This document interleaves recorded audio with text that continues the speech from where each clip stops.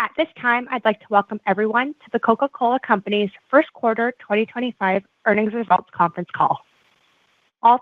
Today's call is being recorded. If you have any objections, please disconnect at this time. All participants will be on listen-only mode until the formal question and answer portion of the call. I would like to remind everyone that the purpose of this conference is to talk with investors, and therefore questions from the media will not be addressed. Media participants should contact Coca-Cola's Media Relations Department if they have any questions. I would now like to introduce Ms. Robin Halpern, Vice President and Head of Investor Relations. Ms. Halpern, you may now begin. Good morning, and thank you for joining us. I'm here with James Quincey, our Chairman and Chief Executive Officer, and John Murphy, our President and Chief Financial Officer.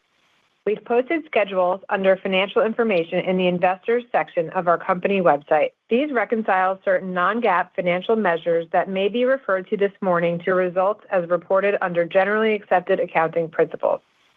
You can also find schedules in the same section of our website that provide an analysis of our gross and operating margins. This call may contain forward-looking statements, including statements concerning long-term earnings objectives, which should be considered in conjunction with cautionary statements contained in our earnings release and in the company's periodic SEC reports. Following prepared remarks, we will take your questions. Please limit yourself to one question. Re-enter the queue to ask any follow-ups. Now I will turn the call over to James. Thanks, Robin, and good morning, everyone. Our results in the first quarter reflect the continued execution of our all-weather strategy and demonstrate the resilience of our business as we navigate a dynamic external environment. We delivered 2% volume growth and organic revenue growth at the high end of our long-term growth algorithm. We also delivered comparable gross and operating margin expansion. With this as context, we're grounded in our starting point of human centricity. Our first quarter results would not have been possible without the actions of our people around the world. I'd like to express my gratitude to our system associates who are adapting quickly and creating enduring value. And as we look to the remainder of the year, we will continue to be consumer and customer-centric. Based on what we know today, we believe we can achieve our 2025 guidance. This morning, I'll provide further detail on our first quarter business performance, and we'll discuss the current operating environment. Then I'll explain how we're improving execution and investing to strengthen our system. John will also discuss our financial results and provide further commentary on the outlook for the rest of the year. During the quarter, some markets improved sequentially, while other markets faced macroeconomic uncertainty and geopolitical tensions that impacted consumer confidence and consumption behaviors. Despite this backdrop, we delivered robust organic revenue growth. Through our stepped-up capabilities and better-than-ever system alignment, we're getting more granular and tailoring our execution to win locally in key geographies, categories, and channels. During the quarter, we grew volume across all global beverage categories. We won value share by 3 key metrics: overall share, at home, and away from home. However, as we look across our top country category combinations, we still have opportunities to further improve our performance. Across our markets, we leveraged our global scale and local expertise to respond to complex dynamics in the quarter. In North America, we grew revenue and profit and won value share, but we were not satisfied with our volume performance. In addition to challenges with severe weather and calendar shifts, volume was impacted by weakening consumer sentiment as the quarter progressed, particularly among Hispanic consumers. Bright spots include continued volume growth for Coca-Cola Zero Sugar, another good quarter for Fairlife and Topo Chico Sabores, and continued traction with food service customer renewals and new accounts. Our system has quickly pivoted to prioritize the most impactful investment opportunities and is emphasizing faster decision-making and greater agility to accelerate volume growth. In Latin America, while volume was flat, we grew both organic revenue and comparable currency-neutral operating income. Brazil and Argentina had strong volume performance, while momentum in Mexico was weaker due to cycling strong volume growth in the prior year, calendar shifts, and diminished consumer sentiment, partly stemming from geopolitical tensions. our system has taken swift action in Mexico. We've learned from best practices in other markets by messaging affordability with value packages in key channels, and by launching the Hecho en Mexico campaign to further build trust with consumers. Across Latin America, our system is leveraging connected packaging and digital customer platforms to drive long-term growth. In EMEA, we grew volume, organic revenue, and comparable currency-neutral operating income. In Europe, volume declined, with mixed performance in both Western and Eastern markets due to a range of factors. To drive demand for our brands, we're focused on affordability and launching impactful integrated marketing activations. For example, with trademark Coca-Cola, we launched the Everyday Tasty Celebrations campaign for the meal occasions in over 20 markets, leveraging local influencers. For Fanta, we launched a partnership with Xbox to recruit Gen Z drinkers. In Eurasia and Middle East, we drove strong volume growth and won value share. In Turkey, despite continued external challenges, our business performance improved. We're leveraging our learnings from the past year to better understand consumer motivations and pivot during shifts in demand. Our efforts across the region to emphasize the localness of our system while driving affordability and partnering closely with customers are taking hold. Lastly, in Africa, we grew volume despite cycling strong growth in the prior year and dealing with double-digit inflation. We're driving affordability with refillable offerings and value packages, and we're engaging consumers by scaling global integrated marketing campaigns at a local level, including Want a Fanta, Sprite Spicy Meals, and Schweppes Born Social 2.0. Finally, in Asia Pacific, we delivered volume, organic revenue, and comparable currency-neutral operating income growth. In ASEAN and South Pacific, volume declined as strong performance in the Philippines was more than offset by weaker performance in Thailand and Indonesia. However, we won value share in the region. We're focused on driving affordability with refillable offerings and attractive absolute price points, increasing outlet coverage, and accelerating placement of cold drink equipment. In China, our system focus on improving execution is paying off and led to volume growth. We delivered impactful integrated marketing activations around the Lunar New Year and invested to drive growth in away-from-home channels. Trademark Coca-Cola had strong volume performance, while Sprite is getting back on track. In India, we had strong volume growth across our portfolio of global and local brands. Our system added nearly 350,000 outlets and increased household penetration. Also, our system increased cooler placements and added approximately 100,000 customers to its digital customer platforms. In Japan and South Korea, we drove volume growth and won value share with strong performance from Ayataka tea. Our system is benefiting from stepped-up execution across key channels. Putting it all together, our business proved to be resilient during the quarter, and we're prepared to respond to changing consumer dynamics as our external environment continues to evolve. While we're navigating near-term market dynamics, we're focused on capturing the boundless opportunities we discussed at CAGNY, and we're building capabilities to further our strategic edge. Starting with our portfolio of loved brands.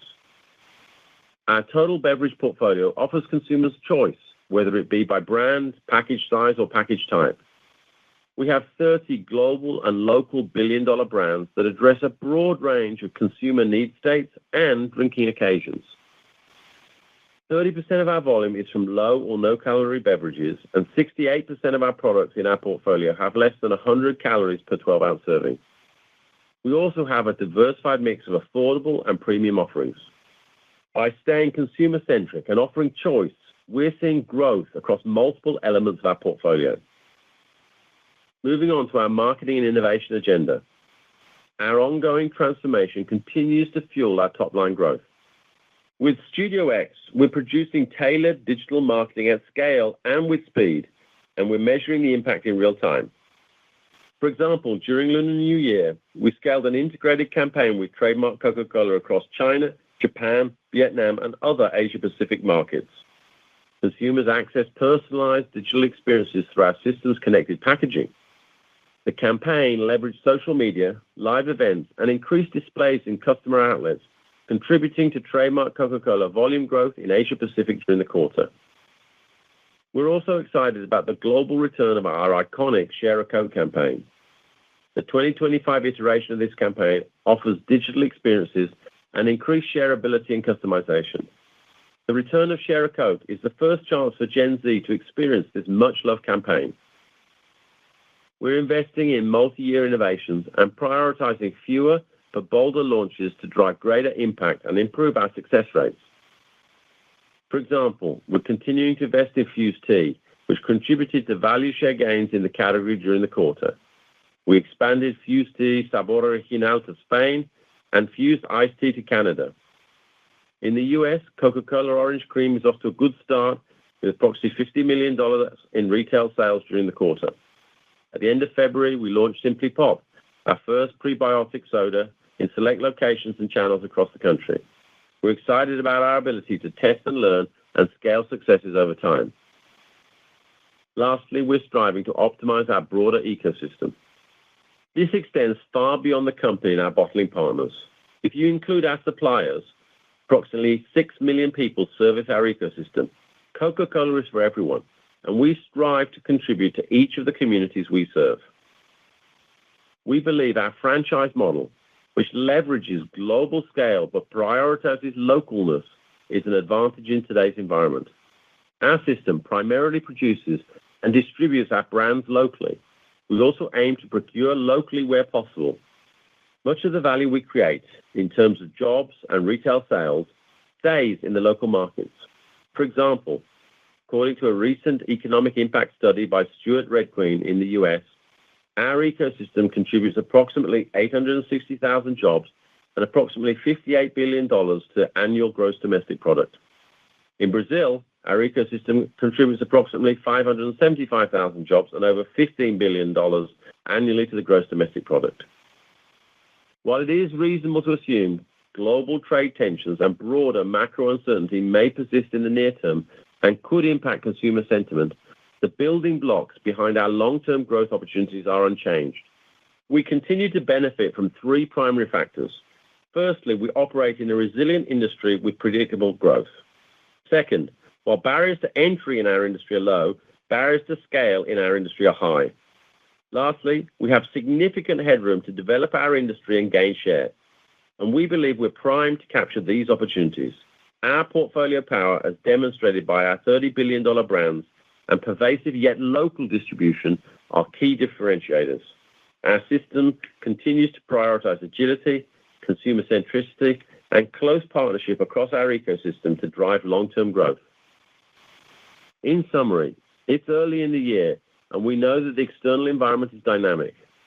Enabled by our all-weather strategy, we'll continue to expand our toolkit to respond to the opportunities and challenges ahead. Thanks to the unwavering dedication of our system employees, we are confident we can achieve our objectives. With that, I'll turn the call over to John. Thank you, James, and good morning, everyone. During the quarter, we pivoted as needed to continue delivering on our objectives. We grew organic revenues 6%, which reflects performance at the high end of our long-term growth algorithm. Unit case growth was 2%, in line with our multi-year trend. Concentrate sales were 1 point behind unit case sales, as the impact of 2 fewer days in the quarter was partially offset by the timing of concentrate shipments.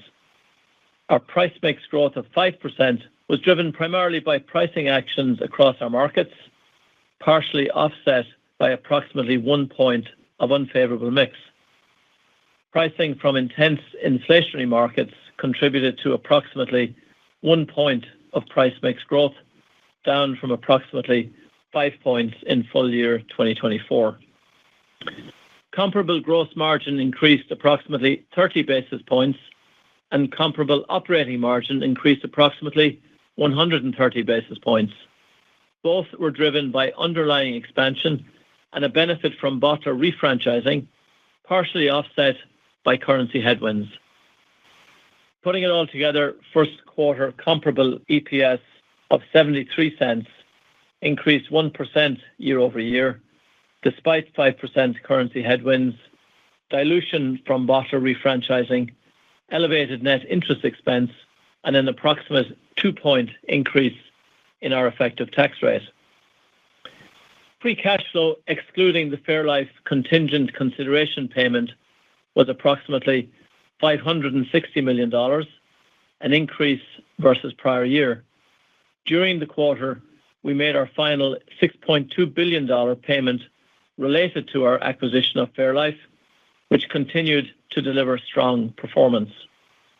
We're expecting Fairlife's growth to moderate during the remainder of 2025 in advance of bringing additional capacity online. Our balance sheet remains strong with our net debt leverage of 2.1 times EBITDA, which is at the low end of our targeted range of 2 to 2.5 times.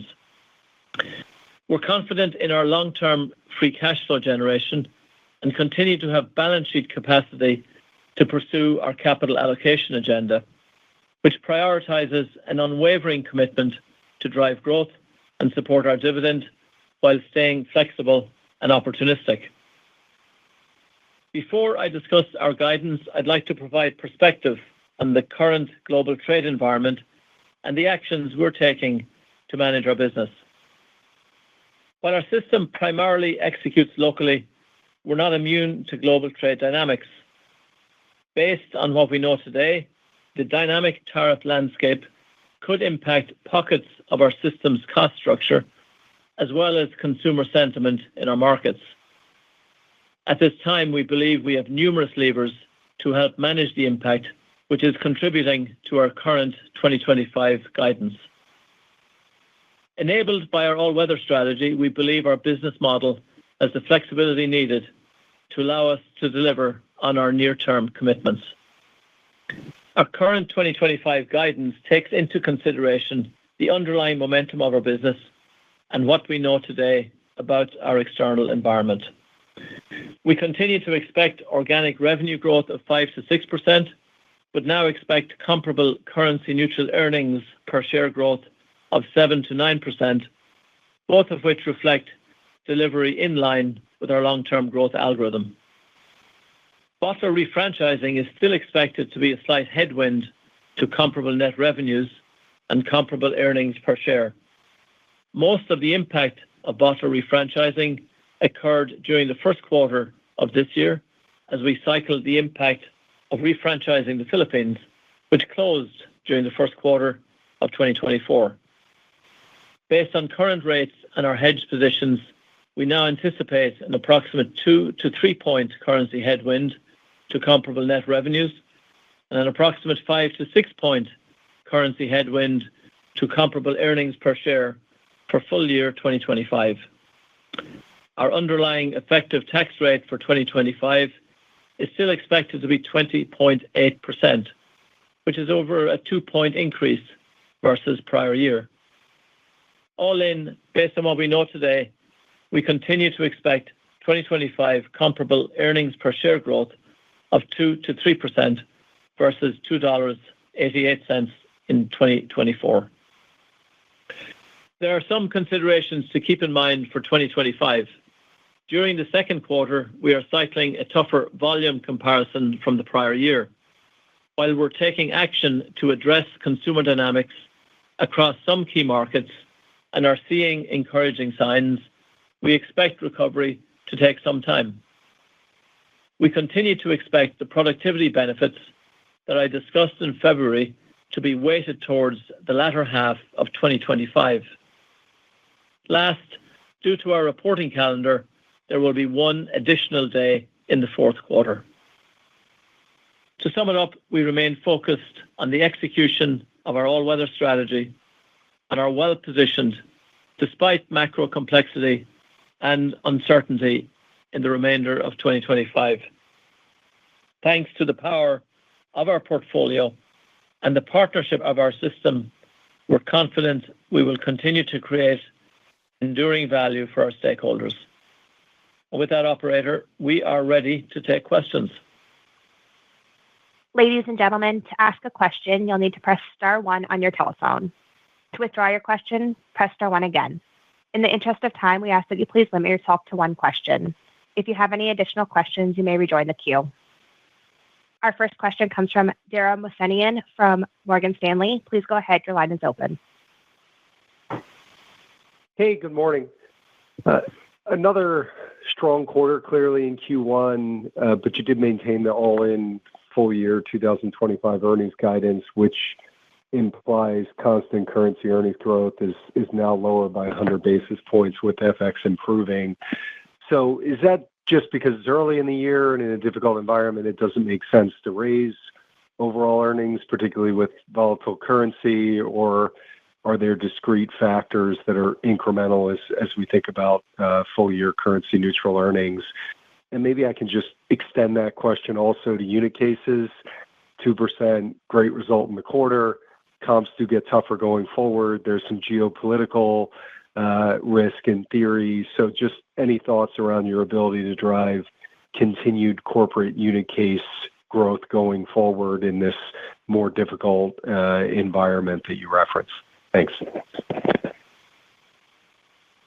Thanks, Dara. On the currency front, as we said in the script, currency guidance is based on current rates and hedge positions, and it's early in the year. We have most of our G10 pretty much hedged, but there's still a lot of volatility out there with emerging markets. So we are being, I think, prudent to not get flowed through, and I am sure there's more to come in the coming months on the currency front, particularly in the emerging world. So and on unit case volume, not dissimilar.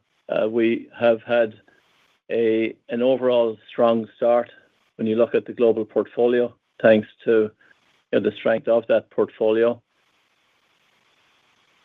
I highlighted in my script remarks, as you just alluded to, we're cycling a strong second quarter. We have had a number of actions to address some of the challenges we've seen in the first quarter, and we expect those actions to have an impact, but they will not be immediate. So I'd highlight the full year guidance we feel comfortable and confident with, and like we've seen over the last, I'd say, 12 to 13 quarters, each quarter has its own personality nowadays, and so I'd look at the full year versus let's say the dynamics of any one quarter.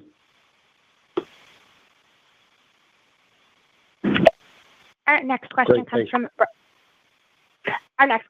from Brian Spillane from Bank of America. Please go ahead. Your line is open. Hey, thanks, operator. Good morning, everyone. And John, I'm still trying to figure out. That's the first time I've heard quarters described as having personality. So I'm trying to understand what personality this quarter might have been. But just can we talk a little bit about Mexico? And the quarter was, I think, was a little bit softer. Also, I think you talked about market share gain or market share losses. So maybe can we talk a little bit about the current conditions there? I know last year there was some noise with the consumer around the election. So just what's happening with the consumer there, and I guess perhaps what actions you're going to take, what you're planning to take going forward to sort of restart volume growth. Yeah, sure. Firstly, stepping back a bit, I mean, Latin America had a reasonable quarter. There was strong growth in Brazil and particularly Argentina. And yes, as you say, it was a bit softer in Mexico. There are a few things that went into that softness in Mexico. It's cycling a stronger first half from last year, and Easter being an important holiday in Mexico. That shifted effectively from the first quarter to the end of April, effectively the second quarter. So that's the first piece. Second piece, there was some macro uncertainty coming into the year post the election, the local and Mexican elections, and some geopolitical tension. We called out some of the pullback in Hispanic consumers in the U.S. as part of underlying one of the factors in the U.S. volume. That is also the same thing that's happening in Mexico, in northern Mexico, that there's some of the geopolitical tension and Hispanic pullback also affected the Mexican, particularly the border region, which is very connected to the US.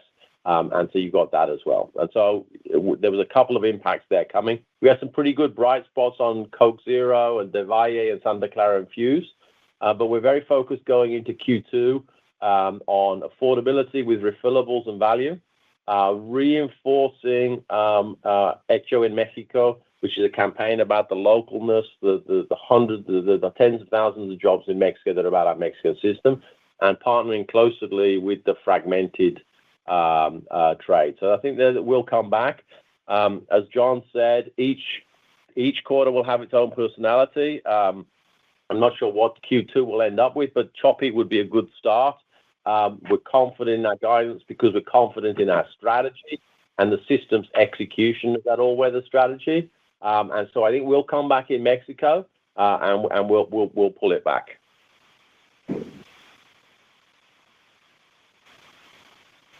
Our next question comes from Lauren Lieberman from Barclays. Please go ahead. Your line is open. Great. Thanks so much. So I want to talk a little bit more, perhaps about the actions you're taking in the U.S. You called out, consumer softness, particular demographics, but there was also some pretty pointed anti-Coke brand Coke sentiment out there. So I was just curious, anything you could share or articulate on what the system is doing to kind of manage through that. So yeah, that's the key question. Thanks. Yeah, sure.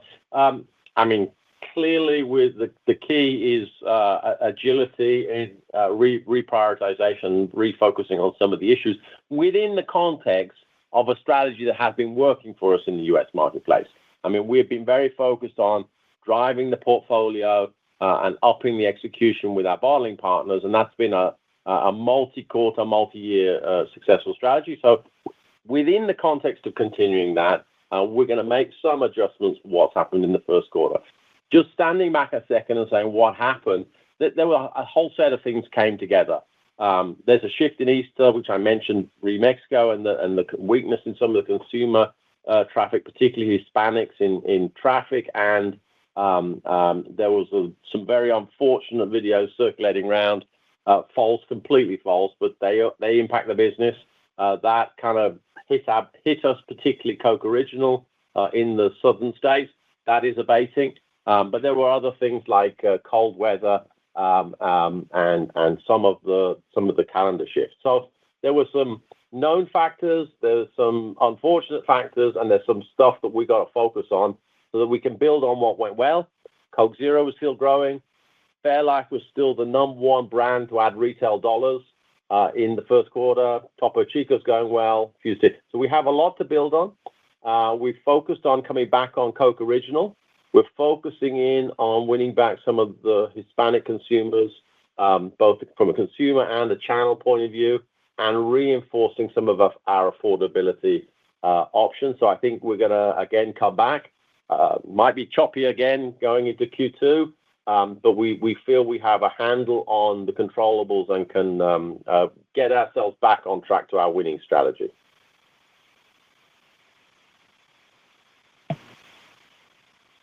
Our next question comes from Steve Powers from Deutsche Bank. Please go ahead. Your line is open. Hey, great. Thanks. So, James, as you emphasized in the prepared remarks, the company's portfolio is made up, a broad mix of both global and local brands. Given some of the shifts you've seen in demand since we were all together at CAGNY in February, could you talk maybe about how you're leaning more into some of those local brands in the current environment to the extent that you are, or perhaps how you're executing or positioning differently some of your global brands to emphasize their local relevance? Sure. And let me start by emphasizing the nature of the Coke system globally. Obviously, we're iconically known for Coca-Cola, the world's most global brand, and a set of other global brands. But along with that kind of headline globalness, actually it's a very profoundly local business. The beverages in each country are largely made in that country by local employees using local inputs. So the US system, for example, between the people we employ directly and the kind of the economic jobs that come through the supply chain and total ecosystem, It's like 860,000 people and 58 billion of GDP. You go to Brazil, same, 575,000 people, $15 billion of GDP. So it's a very profoundly local business, as much as it looks like a global business.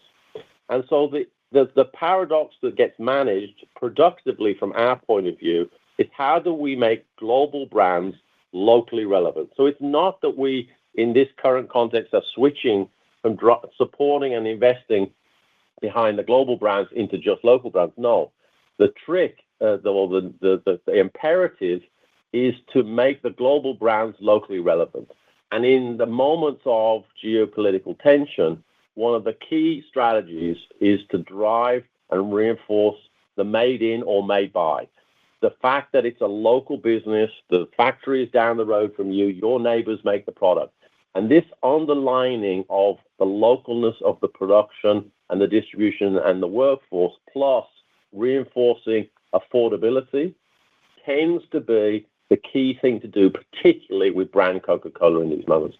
So I would not expect to see any major shifts in the makeup from the brand, from a global brand or from a brand portfolio sense as we go forward. It's about how you engage locally to reinforce the global nature of the brand, but the local physical presence of the brand. And that's what works in these circumstances. And it's a best practice that we know from around the world. It's not the first time it's had to be used. I'm sure it won't be the last. And so we think our business model is set up for an environment that can take a degree of disturbance because it's a very resilient business model. Our next question comes from Filippo Falorni from Citi. Please go ahead. Your line is open. Hi, good morning, everyone. I wanted to ask you about your comment about the global trade dynamics. You mentioned that your operations are primarily local, but what are the portion of your business where you're actually seeing the tariff implication impacting your business? Any sense if you can give us a sense of quantifying the potential impact? I know aluminum is a component, but just any broader comment on the implication from the global trade environment. And then a follow-up to that in the sense of the responses to just a general anti-American brand sentiment around the world from the global trade disputes. Are there any countries other than Mexico, which you called out, where you're seeing a little bit more of I guess, negative sentiment towards American brands? Thank you. I'll take the second piece first because it's very much linked to my previous answer, which is about reinforcing localness and really making sure we're on affordability and getting that really working and focused on driving the execution of that strategy. I'm not sure I would call out many other places. Obviously, there have been countries that have cycled through this problem over the last number of years. I'm sure there'll be more. I think the predominant issues have been, as we've seen this quarter so far in the US and in Mexico, a little bit perhaps in Europe and some of the other countries. But one has to parse apart sentiment from behavior. And therefore, it's very important that we're not responding to sentiment, we're responding to behavior. Turning back to the tariff dynamic, we as we called out in our release, we see it as manageable. Obviously, we're not immune to global trade dynamics, and we're talking now knowing what we know today, and we're mindful the environment can change around us. Again, as I said before, I think our local franchise structure is an advantage. Our exposure to trade, not import-export, is not massive in the major countries relative to our cost structure. So if we were to take the US, for example, we are exposed on a couple of inputs like orange juice or some of the dispensing equipment we buy. Our bottling system is a bit exposed to some of the resin and aluminum. But these are small pieces relative to the total size. And even if you focus just in on those elements exclusively and think about what impact they may have on marketplace pricing, you don't just have to take into account the tariff. You've got to take into account, well, what's happened to the price of the underlying commodity? What's happened to the exchange rate from where you're buying it? What's happened to our hedging positions? Because we have long-term hedging positions in place. So when you put all those things together, and all the other levers across the cost elements of the business.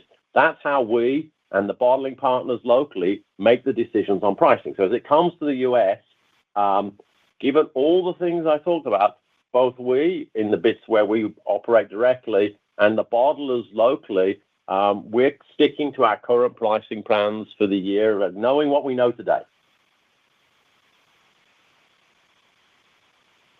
Our next question comes from Chris Carey from Wells Fargo. Please go ahead. Your line is open. Hi, everybody. I wanted to ask a question about margins and specifically operating margins. I think this is the best operating margin delivery going back in our model, I suppose, the modern era. I don't know if they were 100 years ago, but let's say these are very, very strong operating margins.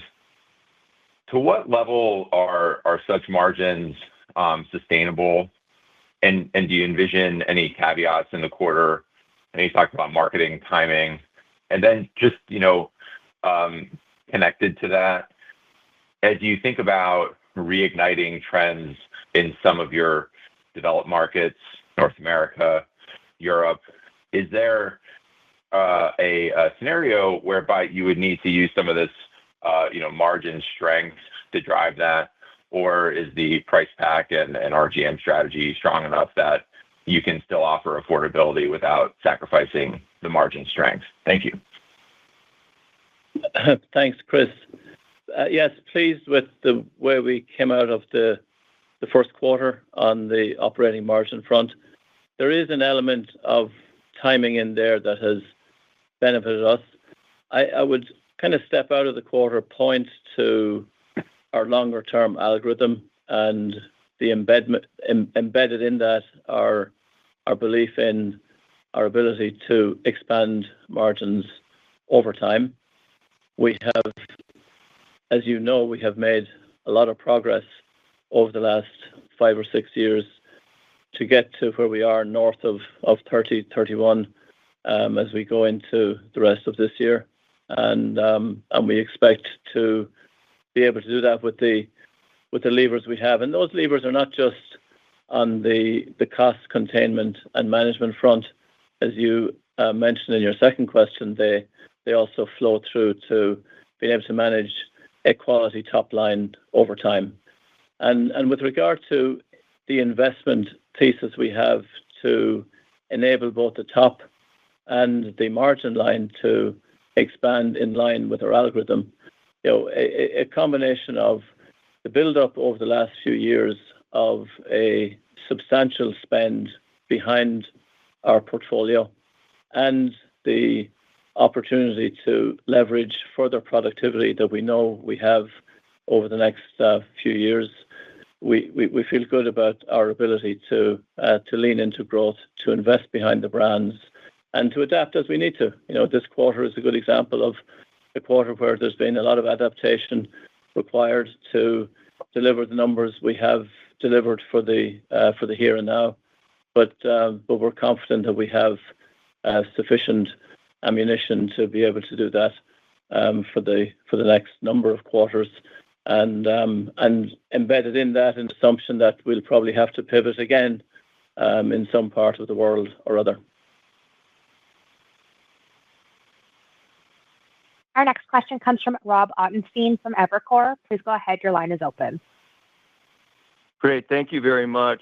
You mentioned in the opening comments that the Fairlife growth may moderate, and Fairlife and Core Power have been a phenomenal success. So I'm wondering if you can one, talk about the trajectory of that business starting now with kind of the service levels you have, when the capacity will come on, a sense of how much capacity is coming on, and where you see that brand going forward in terms of how big it could get, and then also how you're going to protect that brand from a intellectual property perspective. Thank you. Sure. Thanks, Rob. Firstly, when we talk about the kind of the growth moderating of Fairlife, we're very much focusing on the percent growth. And I think there you're starting to see the law of big numbers. It's starting to get to be a very big business as it's compounded very, very high double-digit percent growth rates over the last number of years. So it's a comment relative to percentages rather than total business size. If you look at, as I commented earlier, in the first quarter of this year, Fairlife again was the brand that added most retail dollars to the beverage industry on top of doing so last year. So the dollars, the robustness and the size of the business continues to grow substantially. It's just a percentage compounding question as it moderates a little. The capacity will come on towards we've been increasing capacity in a number of different places in some of the existing locations, and the major capacity uplift will happen at the end of the year, and it'll be more than enough to see us through a good number of years, and certainly will make it unconstrained to the extent we get into that towards the end of the year. The long-term opportunity, I think, is still very substantial. There's a lot. I mean, it's got a lot of reasons behind its underlying growth in terms of the quality of the product, the quality of the taste, the quality of the shelf life, the low or no lactose, the higher protein. I mean, it's just a great product on many dimensions, which is part of what gives it a competitive advantage. It doesn't just depend on any one piece, including the IP and the technology that comes with it for the filtration.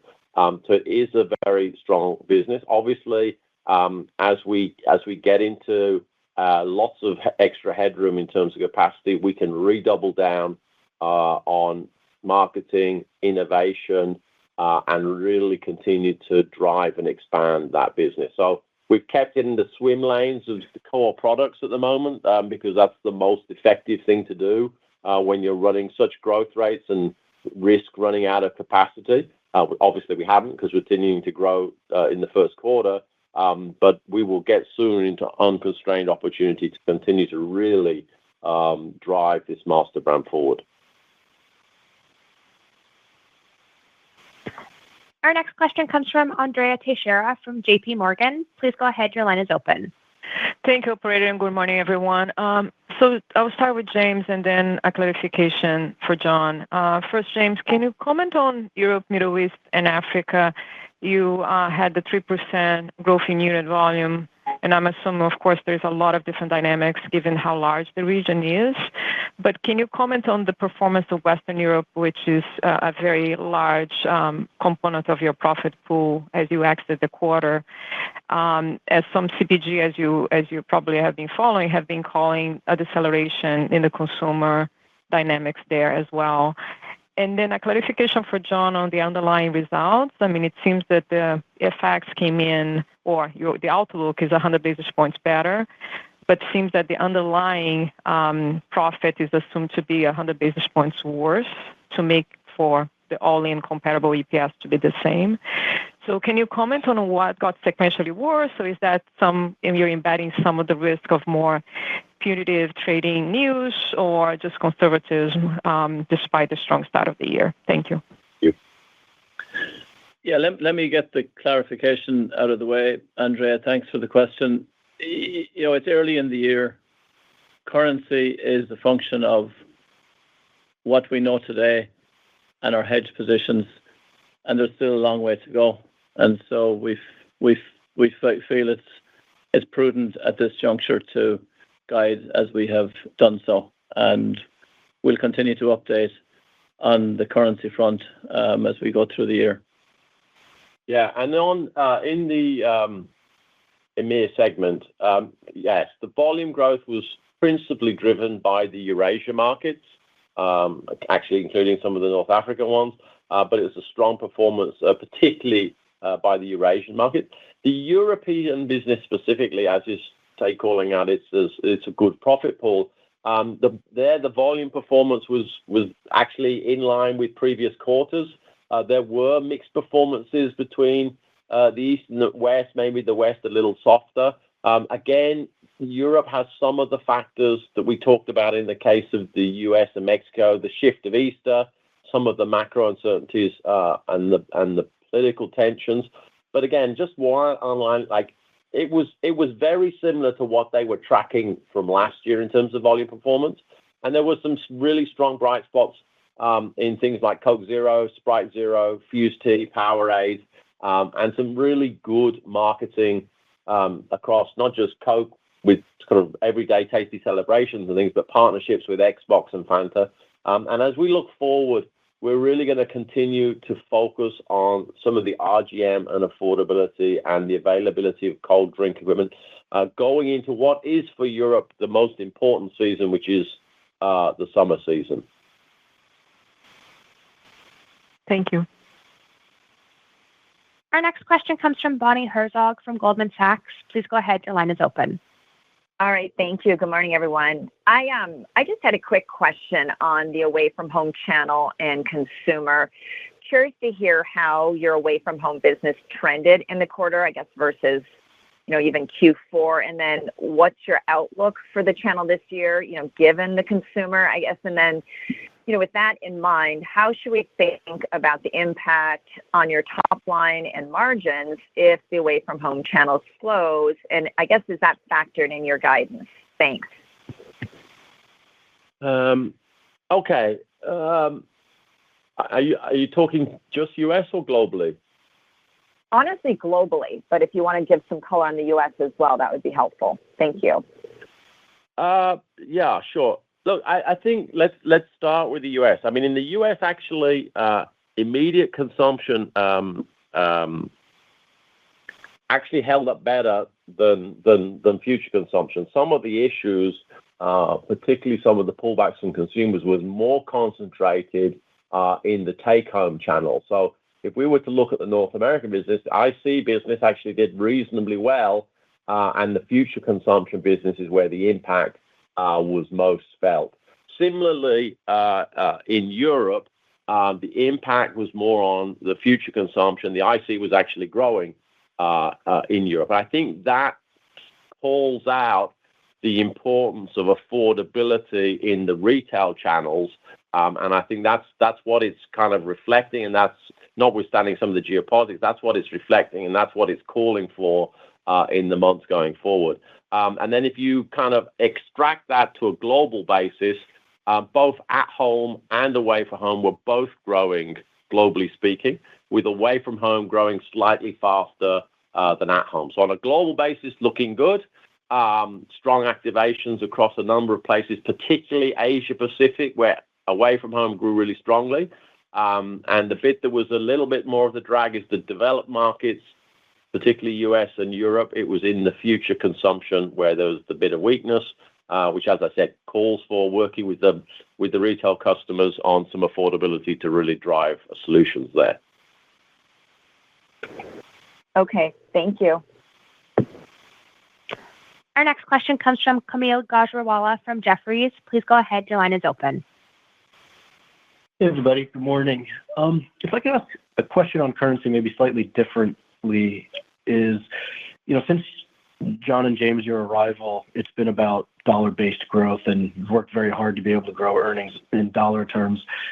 We may be coming towards the end of a strong dollar super cycle, and I'm curious, to what degree are you contemplating that, and does it change how you're sort of thinking about future investments, capital returns, things like that? 20 times. One second.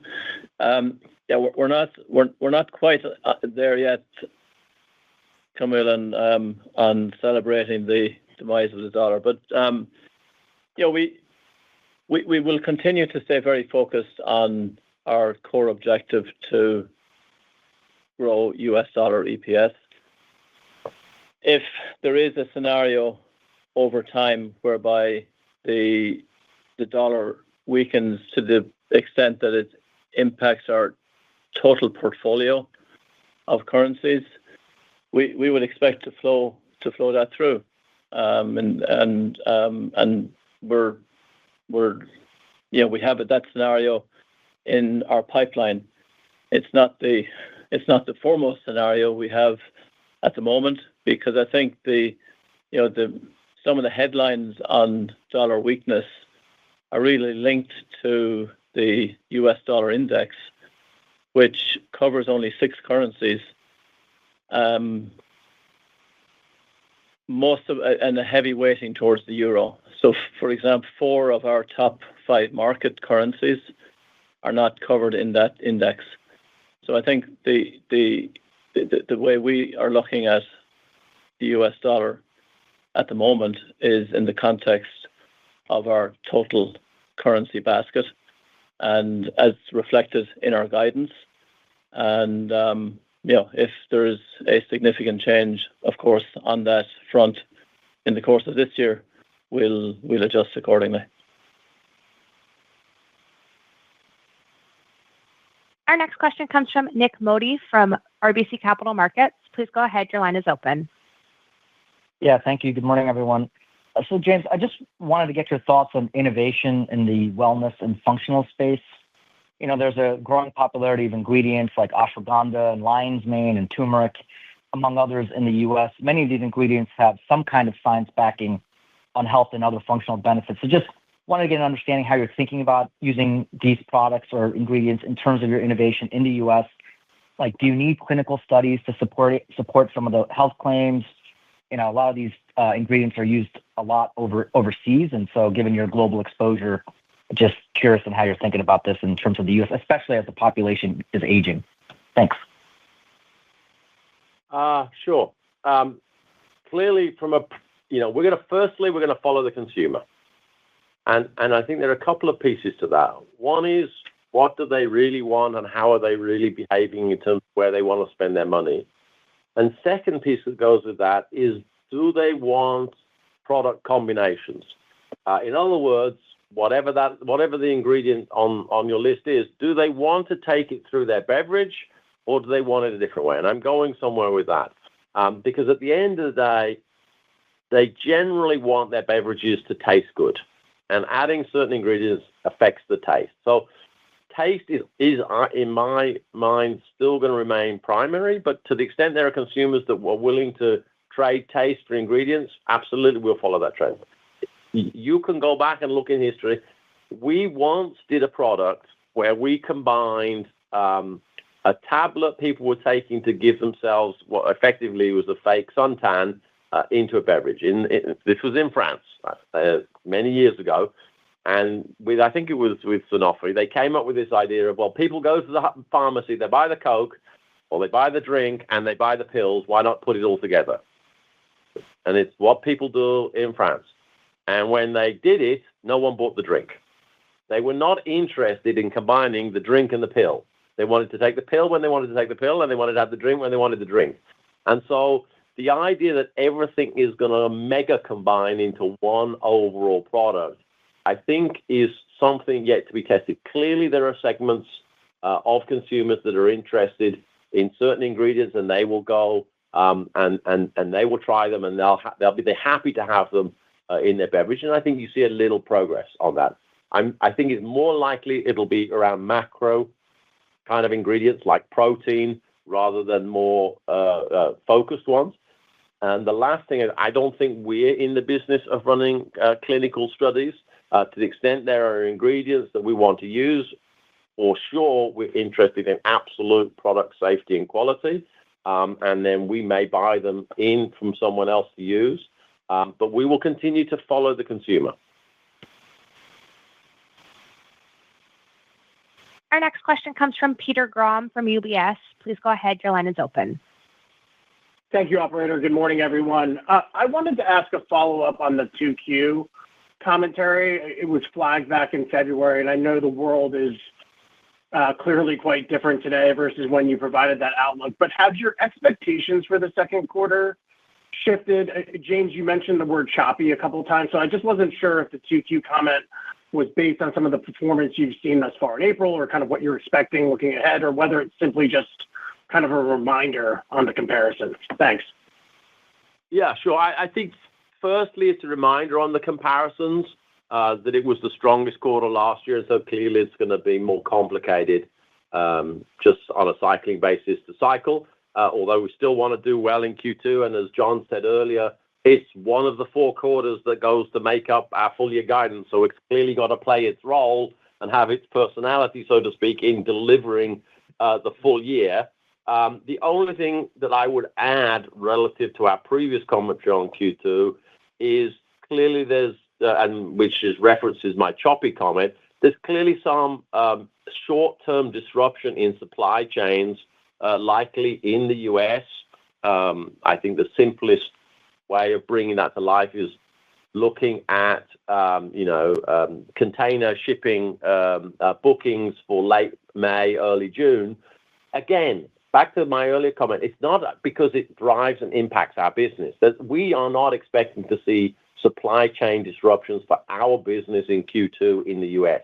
But I think there's going to be some disruption around a number of categories and industries around us, which will have some effect with the consumers. You can see the consumer sentiment has been impacted, but consumer spending still seems robust.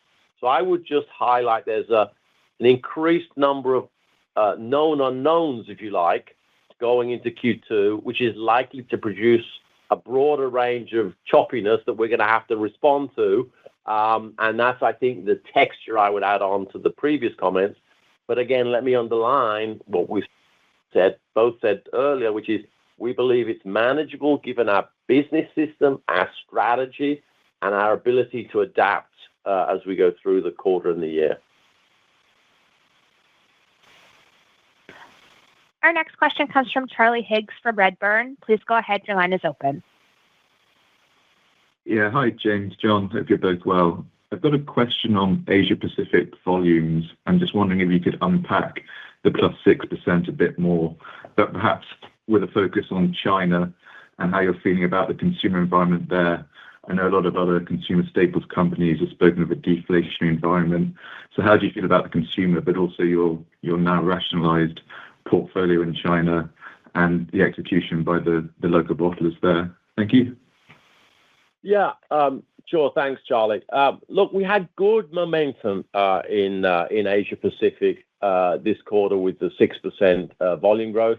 That was very strongly driven by a good quarter in India in particular, also with China growing. As you called out, I think the China growth is a function of a number of the actions we were taking last year to focus the portfolio and restage some of the brands.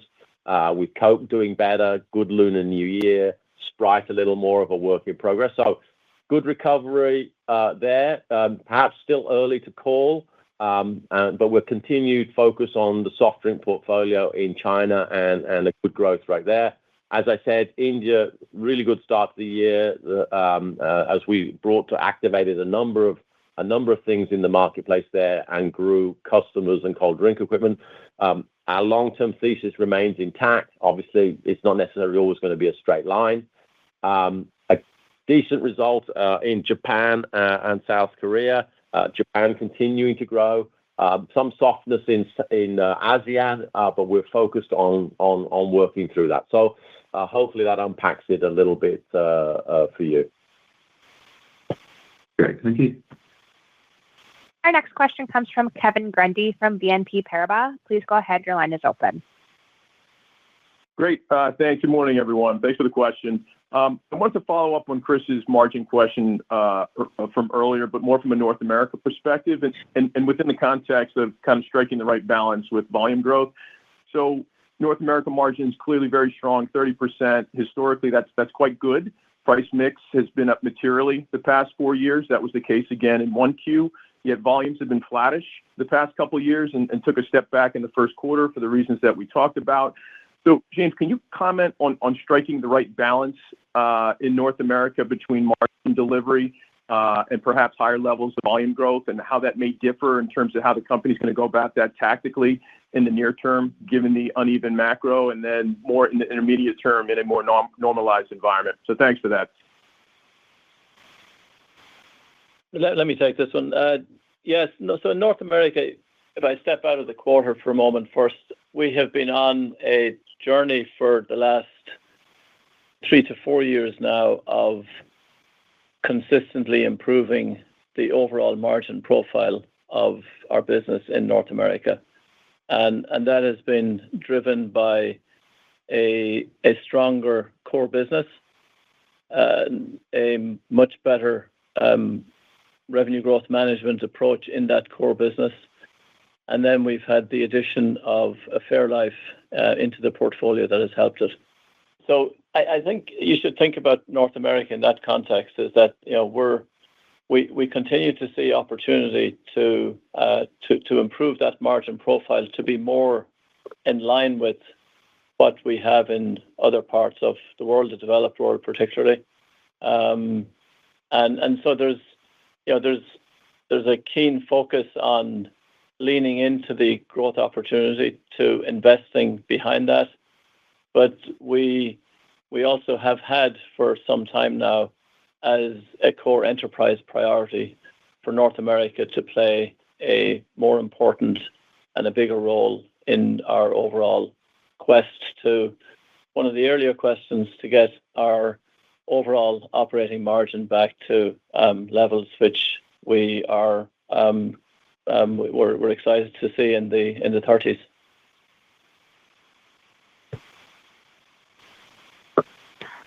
Our next question comes from Michael Lavery from Piper Sandler. Please go ahead. Your line is open. Thank you. Good morning.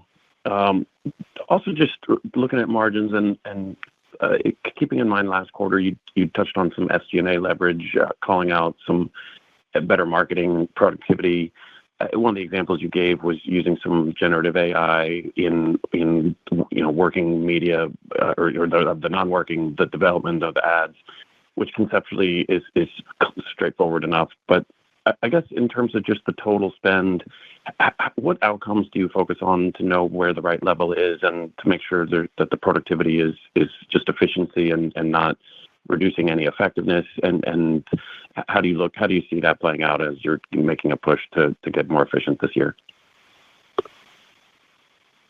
So maybe I can start.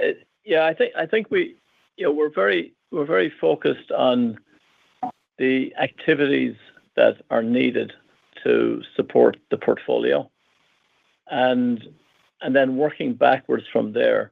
What is the most efficient way to execute those activities versus looking at the other way around and trying to drive efficiency through cutbacks or through taking sort of a blunt weapon at them. So the approach has changed pretty significantly over the last few years to be, as I say, activity driven.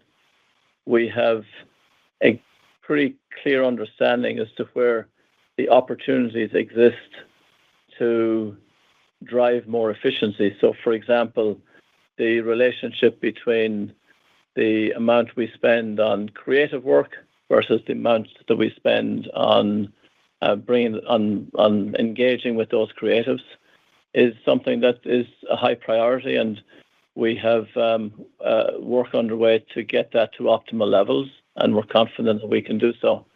The use of new technology to be able to do activities which in the analog world were more expensive and took a longer time to happen is something that we're embedding more and more into the marketing equation.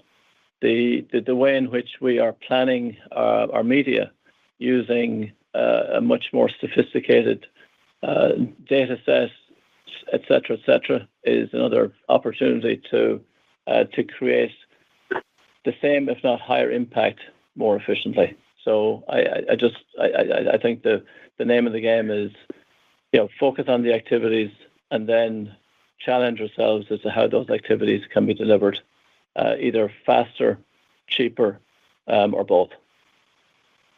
Oh, that's great. Thank you. Our next question comes from Bill Chappell from Truist Securities. Please go ahead. Your line is open.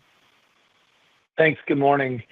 Hey, just a kind of a quick question. Can you remind us kind of what your business looked like in both Ukraine and Russia 4 or 5 years ago, what it looks like today, and if there was peace there, what could look like down the road? Sure. I mean, when or 5 years ago when we pulled out our brands. I think we called out it was about a 1 to 2% of revenue and a similarish kind of amount of profits.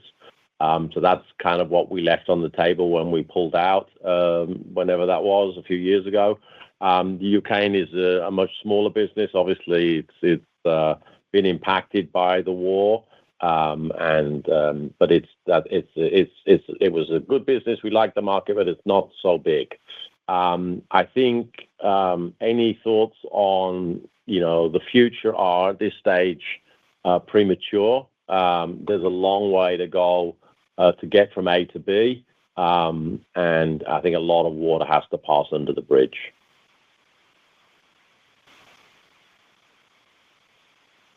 Our last question today will come from Robert Moskow from TD Cowen. Please go ahead. Your line is open. Hi, thank you.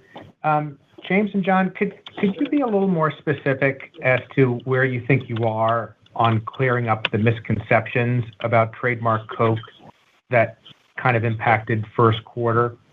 And then secondly, maybe a little more detail on the state of the Hispanic consumer. You're uniquely capable of evaluating how those consumers are thinking, how they're spending in home, away from home. Can you touch on those two things?